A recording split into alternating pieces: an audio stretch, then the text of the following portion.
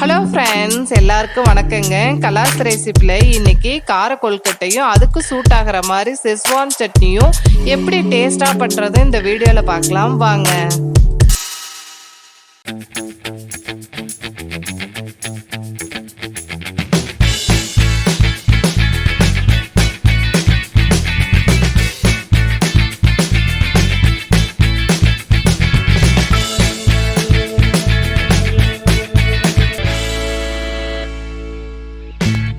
ஒரு பவுலில் நார்மல் அரிசி மாவு 2 கிளாஸ் எடுத்திருக்கேன். இது அப்ராக்சிமேட்டாக 300 கிராம். ஒரு கடாயில் 2.5 கிளாஸ் தண்ணி எடுத்துக்கலாம். 2 கிளாஸ் மாவுக்கு 2.5 கிளாஸ் தண்ணி கரெக்டாக இருக்கும். 1/4 டீஸ்பூன் உப்பு. தண்ணி கொதிச்சிருச்சு. ஸ்டவ் ஆஃப் பண்ணிவிட்டு கொஞ்சம் கொஞ்சமாக மாவு சேர்த்து கட்டியாகாமல் நல்லா கலந்து விட்டுட்டு 10 நிமிஷத்துக்கு அப்படியே மூடி வச்சுருங்க. இது அப்படியே இருக்கட்டும். கொழுக்கட்டைக்கு ஏற்ற செஸ்வான் சாஸை ரெடி பண்ண ஸ்டார்ட் பண்ணிடலாம். கொதிக்கிற தண்ணியில் 12 வரமிளகா போட்டுட்டு ஸ்டவ் ஆஃப் பண்ணி 5 நிமிஷம் அப்படியே விட்டுருங்க. மீடியம் சைஸில் 2 தக்காளி கொதிக்கிற தண்ணியில் போட்டு தோல் எடுத்து மிக்ஸி ஜாரில் அடித்து எடுத்து வச்சுக்கலாம். 10 நிமிஷம் ஆயிடுச்சு. வாங்க எப்படி இருக்குன்னு பார்க்கலாம். மாவு கொஞ்சம் ட்ரையாக தான் இருக்கும். லைட்டாக சுடு தண்ணியை தெளித்து மாவு ஒன்று சேர பதத்துக்கு பிசைஞ்சு வச்சுக்கோங்க.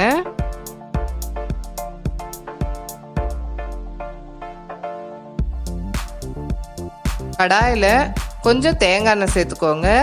தேங்காய் எண்ணெய் சூடான உடனே 1/4 டீஸ்பூன் கடுகு உளுத்தம்பருப்பு.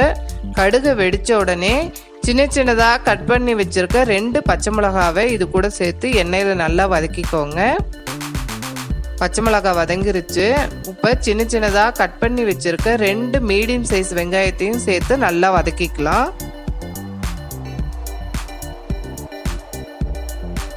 வெங்காயம் நல்லா வதங்கிருச்சு. இப்போ ஸ்டவ் ஆஃப் பண்ணிவிட்டு சின்ன சின்னதாக கட் பண்ணி வச்சுருக்க கொஞ்சம் கொத்தமல்லி, உங்களுக்கு தேவையான அளவுக்கு துருவின தேங்காய், இதுக்கு மட்டும் தேவையான உப்பு சேர்த்து இது எல்லாத்தையும் நல்லா கலந்து விட்டுக்கோங்க. இப்போ ரெடி பண்ணி வச்சுருக்க மாவையும் இது கூட சேர்த்து நல்லா கலந்து விட்டுக்கோங்க. ஸ்டவ் ஆஃபில் தாங்க இருக்குது. தேங்காய் துருவல் சேர்த்திங்கன்னா கொழுக்கட்டை ரொம்ப டேஸ்ட்டாக இருக்கும்.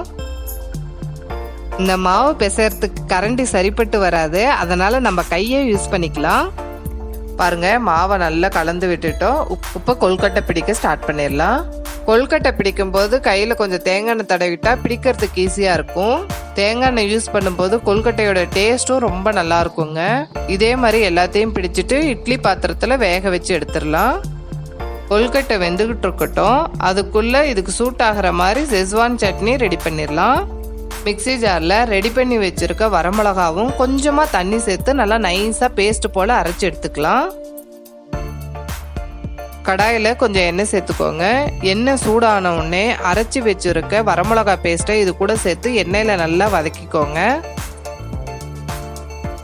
வரமிளகா நல்லா வதங்கிருச்சு. இப்போ இதுக்கு மட்டும் தேவையான உப்பு, அரைச்சி வச்சுருக்க தக்காளி பேஸ்ட்டையும் சேர்த்துட்டு இது எல்லாத்தையும் நல்லா கலந்து விட்டுக்கோங்க. ஒரு கொதி வரட்டும்.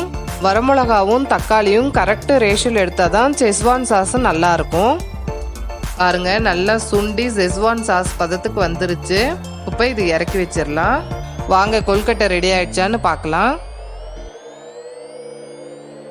கொழுக்கட்டை நல்லா வெந்துருச்சு. இதை எடுத்துடலாம். நம்ம எப்பயும் கொழுக்கட்டைக்கு தேங்காய் சட்னி தான் எடுத்துக்குவோம். ஆனால் செஸ்வான் சட்னியோட கொழுக்கட்டை ட்ரை பண்ணி பார்த்தீங்கன்னா டேஸ்ட் ரொம்ப நல்லா இருக்கும். பசங்களுக்கு மோமோ சாப்பிட்ட மாதிரி ஒரு ஃபீலிங் இருக்குங்க. இது கண்டிப்பாக ட்ரை பண்ணி பார்த்துட்டு உங்களுடைய கமெண்ட்ஸை எனக்கு ஷேர் பண்ணுங்கள். இந்த வீடியோ உங்களுக்கு பிடிச்சிருந்ததுன்னா கலாஸ் ரெசிபிக்கு சப்ஸ்கிரைப் பண்ணுங்கள். பெல் ஐக்கானை கிளிக் பண்ண மறந்துடாதீங்க.